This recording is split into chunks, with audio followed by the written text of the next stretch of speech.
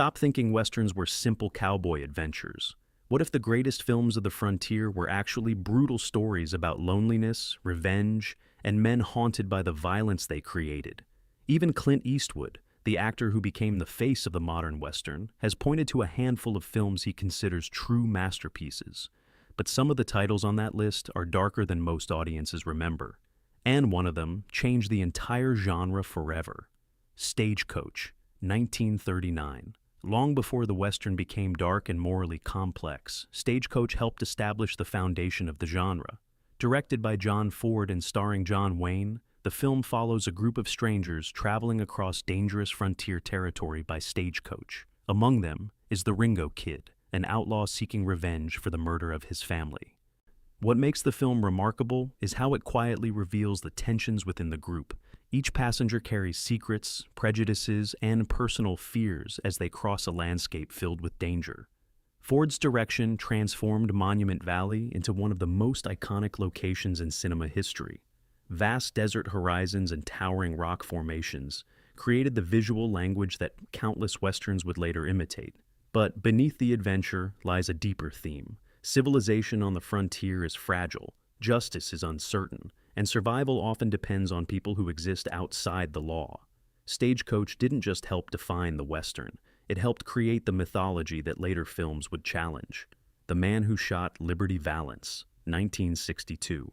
Thus, few Westerns question the mythology of the frontier as directly as The Man Who Shot Liberty Valance. Directed again by John Ford and starring James Stewart and John Wayne, the film explores the uneasy relationship between legend and truth. The story begins years after the famous outlaw Liberty Valance has been killed. A respected senator returns to a small frontier town for a funeral, and the townspeople remember the heroic moment when he supposedly shot the violent outlaw. But as the story unfolds, a troubling secret begins to surface. The legend everyone believes may not be the truth at all. The film reveals that the West's heroic stories were often carefully constructed myths, designed to create order in a chaotic land. Ford captures this idea in one of the most famous lines in Western cinema. When the legend becomes fact, print the legend. Rather than celebrating gunfighters, the film asks a darker question. If civilization was built on myths, what happens when the truth finally appears? The Gunfighter, 1950. Long before gritty Westerns became popular, The Gunfighter quietly dismantled the myth of the heroic gunslinger. Released in 1950 and starring Gregory Peck, the film presents a darker vision of fame on the frontier. Peck plays Jimmy Ringo, a legendary gunfighter whose reputation has become a prison. His name is known across the West, but that fame brings constant danger. Everywhere he travels, young men seek him out, hoping to challenge the famous gunman and earn their own place in frontier legend. In this world, reputation is not glory. It is a death sentence slowly approaching. Much of the story unfolds inside a quiet saloon in a small town where Ringo hopes to briefly visit his estranged wife and the young son who barely knows him. Yet, even in this calm setting, tension hangs heavily in the air. Every stranger who enters the room could be another challenger. Every whispered rumor spreads the legend further. What makes the film powerful is its deep sadness. Ringo no longer wants to prove himself. He simply wants a moment of peace with the family he lost long ago. But the West refuses to forget what he once was. Instead of celebrating gunfights, the film portrays violence as a curse that follows a man long after the trigger is pulled. The Naked Spur, 1953. In many classic Westerns, the world felt simple. Heroes were easy to recognize, and villains were just as obvious. But The Naked Spur, released in 1953, destroys that illusion almost immediately. Directed by Anthony Mann and starring James Stewart, the film traps its characters inside a tense psychological struggle across the harsh terrain of the Rocky Mountains. Stewart plays a determined bounty hunter, pursuing a dangerous fugitive across remote wilderness. At first, the mission appears straightforward: capture the outlaw, deliver him to the authorities, and collect the reward. But the deeper the journey goes, the more disturbing the situation becomes. Greed slowly begins infecting everyone involved. The bounty itself becomes a poisonous prize, tempting each man with the possibility of claiming the reward alone. Suspicion grows with every mile, trust erodes, alliances begin to fracture as hidden motives surface. Yet instead of presenting a heroic frontier adventure, the film portrays the West as a place where desperation and survival can easily overpower morality. The landscape itself feels hostile: towering mountains, narrow trails, and endless wilderness isolating the characters from law, safety, and civilization. What emerges is one of the earliest psychological westerns ever made. The frontier in this story isn't just dangerous because of criminals or gunfights. It's dangerous because it exposes the darker instincts buried within ordinary men. Ride the High Country, 1962. When Ride the High Country arrived in 1962, the Western genre was quietly beginning to change. Directed by Sam Peckinpah, the film shifts its focus away from young gunslingers chasing glory and instead examines aging lawmen confronting the end of their world. The story follows two former partners, played by Joel McCrea and Randolph Scott, who are hired to escort a shipment of gold from a remote mining town through dangerous mountain territory. At first, the assignment seems simple. It's just another job across the frontier. But as the journey continues, deeper tensions begin to surface. The two men represent very different responses to the fading West. One still believes in the old code of honor that once defined the frontier.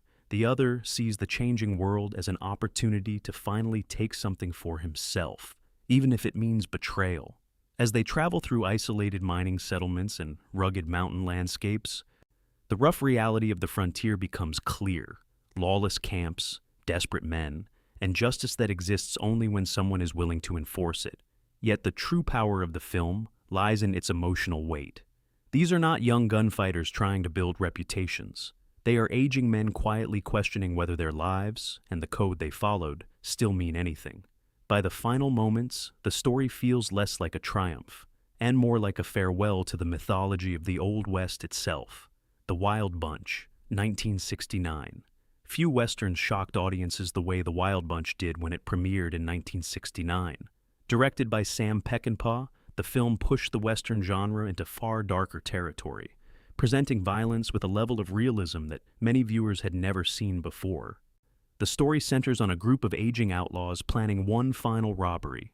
As the 20th century begins transforming the American frontier, railroads are expanding across the land, modern weapons are replacing revolvers. Organized law enforcement is slowly bringing order to territories once ruled by gunmen. For the gang, the realization is terrifying. The world they understand is disappearing. Peckinpah's filmmaking style intensifies this sense of collapse. Gunfights explode with brutal chaos, captured through slow motion and rapid editing that forces the audience to witness the full consequences of violence. Bullets tear through dusty streets, bodies fall, blood stains the ground where legends once stood. Heroism disappears. Yet beneath the brutality lies something unexpectedly tragic. The outlaws are criminals, but they are also relics of a fading era. Men who built their identities around violence and survival. The film refuses easy moral answers. Instead, it leaves viewers with a darker question. What happens to men whose entire lives were shaped by violence, when history finally decides it no longer needs them? Once Upon a Time in the West, 1968. Director Sergio Leone transformed the Western into something far grander with Once Upon a Time in the West, released in 1968. Instead of a simple frontier adventure, Leone created a film that feels almost like cinematic opera, slow, deliberate, and visually monumental. The film opens with one of the most famous sequences in movie history. Three silent gunmen wait at a lonely desert train station. There is almost no dialogue. Instead, the scene unfolds through small sounds: the creaking of a windmill, the buzzing of flies, and the metallic echo of distant machinery. Time stretches uncomfortably, building tension with every passing moment. When the train finally arrives, a mysterious stranger steps onto the platform, quietly playing a haunting harmonica. From that moment, the story reveals a larger conflict driven by revenge, greed, and the unstoppable arrival of modern industry. Railroads are spreading across the frontier, transforming empty land into valuable property. Powerful businessmen see opportunity in this expansion, and they are willing to eliminate anyone standing in their way. Among the film's most shocking elements is the casting of Henry Fonda as a ruthless outlaw. Known for portraying heroic characters, Fonda's cold and merciless villain stunned audiences. Leone presents the West as vast, beautiful, and unforgiving. Gunfights unfold slowly, almost like ritual confrontations, where silence and tension matter more than speed. More than a Western, the film feels like a farewell to the mythology of the frontier, an epic goodbye that influenced filmmakers for generations. The Good, the Bad, and the Ugly, 1966. Few films reshaped the Western genre as dramatically as The Good, the Bad, and the Ugly, released in 1966. Directed by Sergio Leone, the film expands the traditional Western into something far grander and darker than audiences had seen before. Set during the chaos of the American Civil War, the story follows three ruthless men racing across the American Southwest in search of a hidden cache of Confederate gold. Each man represents a different force driving the story: greed, cruelty, and the instinct to survive. Among them is the iconic gunslinger, played by Clint Eastwood, known simply as the Man with No Name. Unlike the noble cowboys of earlier Westerns, this character operates in a moral gray zone. He relies on intelligence, deception, and calculated violence to stay one step ahead of everyone around him. Leone expands the Western landscape into something enormous. Endless desert plains stretch toward the horizon, while abandoned battlefields reveal the devastation left behind by the Civil War. The world feels both epic and merciless, reminding viewers that the frontier was never as romantic as the legend suggested. The film builds toward one of the most famous scenes in cinema history, the tense three-way duel inside a vast circular cemetery. As the camera slowly circles the gunman, tension rises until the inevitable moment of violence. Yet beneath the spectacle lies a darker message. While these men chase treasure, entire armies are dying around them. In the end, victory feels less like triumph and more like simple survival in a world ruled by violence. High Plains Drifter, 1973. When Clint Eastwood directed High Plains Drifter in 1973, he pushed the Western genre into darker and far more unsettling territory. The film opens with a lone stranger slowly riding out of the desert toward a quiet mining town. No one in the town knows where he came from, and the silence surrounding his arrival immediately creates unease. At first, the townspeople see him as an opportunity. Years earlier, the town had betrayed a lawman who tried to bring order to the region. Now, three criminals he once arrested are about to be released from prison, and they are returning to settle old scores. Desperate for protection, the frightened citizens hire the stranger to defend the town. But something about him feels wrong. Instead of behaving like a traditional Western hero, the stranger becomes increasingly ruthless and unpredictable. He humiliates the townspeople, manipulates their fears, and begins reshaping the town according to his own harsh vision of justice. Soon the transformation becomes impossible to ignore. Buildings are repainted a deep blood-red color. The town itself is renamed. The atmosphere grows tense as fear spreads through the streets. Slowly, the citizens begin realizing a disturbing possibility. Yes, the man they hired may not be there to save them. He may be there to punish them for a crime they tried to bury. Blending revenge, guilt, and eerie symbolism, the film becomes one of the most psychologically unsettling Westerns ever made. And by the final scene, the mystery remains. Was the stranger simply a ruthless gunman, or something far more mysterious sent to judge the town's past? The Outlaw Josie Wales, 1976. Few Westerns balance brutality and humanity as powerfully as The Outlaw Josie Wales, released in 1976. Directed by and starring Clint Eastwood, the film opens with a moment of devastating violence that instantly reshapes the life of its main character. In rural Missouri during the American Civil War, farmer Josie Wales lives a quiet life with his family. That peace ends suddenly when Union raiders attack his home. Forced to watch helplessly, Josie sees his family murdered and his house burned to the ground. In a single brutal moment, everything he once cared about disappears. The tragedy transforms him completely. Josie joins a band of Confederate guerrilla fighters, becoming a hardened outlaw feared across the frontier. Even after the war officially ends, he refuses to surrender and is relentlessly hunted by soldiers who want to erase the last remnants of the guerrilla resistance. For Josie, the open frontier becomes the only place left to run. At first, the film seems like a traditional revenge story about a man shaped by violence. But as Josie travels deeper into the West, the story gradually changes direction. Along the trail, he begins gathering an unlikely group of companions. A wise Cherokee elder joins him on his journey. A young woman fleeing danger finds protection under his watch. Soon other settlers appear, people who have also been displaced by violence and war. Instead of endless gunfights, the film begins exploring survival, forgiveness, and the fragile possibility of starting over. Violence still exists in Josie's world, and when conflict arrives, he faces it with the deadly skill that made him infamous. But the film never glamorizes these confrontations. The heart of the story lies in the small community slowly forming around him. In a frontier world shaped by betrayal, war, and hatred, these strangers begin building something rare, trust. And through that fragile bond, the film suggests that even the most feared outlaw may still be searching for peace, somewhere beyond the gun. Unforgiven, 1992. With Unforgiven, released in 1992, Clint Eastwood delivered what many critics consider the ultimate statement on the Western genre. Rather than celebrating frontier legends, the film quietly dismantles them, exposing the darker truth behind the myth of the gunslinger. The story follows William Money, a former outlaw who once built a terrifying reputation through violence. Years earlier, he was known across the frontier as one of the most ruthless killers alive. But time has changed him. Now older, poorer, and struggling to survive as a failing farmer, Money is trying to raise his children alone while leaving his violent past behind. The problem is that the frontier rarely offers second chances. One when a group of prostitutes places a bounty on the men who brutally attacked one of their friends, Money reluctantly agrees to take the job. Poverty leaves him with little choice. Joined by his aging partner Ned Logan and a young, inexperienced gunman, he rides out for what he promises will be his final hunt. At first, the story feels like a familiar Western revenge tale, but the deeper the journey goes, the more unsettling the truth becomes. Money is no longer the fearless gunfighter of legend. Age has weakened him. His aim is uncertain. Fear and hesitation creep into every decision. The confidence that once defined him has faded into doubt and regret. The film dismantles the romantic image of the gunslinger piece by piece.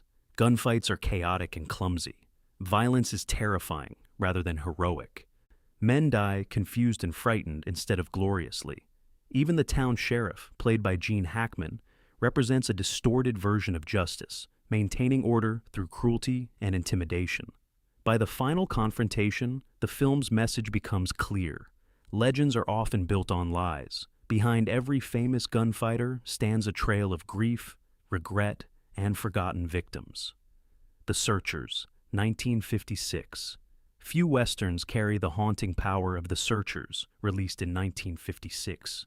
Directed by John Ford and starring John Wayne, the film follows Civil War veteran Ethan Edwards on one of the most relentless and emotionally complex journeys ever shown in the Western genre. The story begins with sudden violence. Comanche warriors attack Ethan's brother's ranch, killing several members of the family and kidnapping his young niece. In response, Ethan sets out across the frontier on a search that will last for years. At first, his mission appears noble. He is determined to rescue the child and bring her home. But as the years pass and the search grows longer, something darker begins to reveal itself. Ethan's determination is no longer driven only by loyalty or family duty. He is consumed by hatred. The vast landscapes of Monument Valley mirror the emotional isolation of the character. Endless deserts stretch across the horizon as Ethan rides through them, growing more obsessive and more dangerous with every passing year. Throughout the journey, his racism and rage begin to distort the purpose of the mission. The search for his niece slowly transforms into something far more troubling. The film quietly challenges the heroic Western archetype. The supposed hero may actually be the most dangerous man in the story. When Ethan finally finds his niece years later, the moment carries a terrifying possibility. After spending so long consumed by hatred, the audience realizes that the greatest threat may not be the frontier itself. It may be the man who has been searching for her. The film ends with one of the most iconic images in cinema history. Ethan stands alone in a doorway as the rescued family reunites inside the house. He remains outside, framed by the desert beyond. He helped protect civilization, but the world he defended has no place for a man like him, a hero who saved a family, yet can never truly belong among them. The Western was never just about cowboys and gunfights.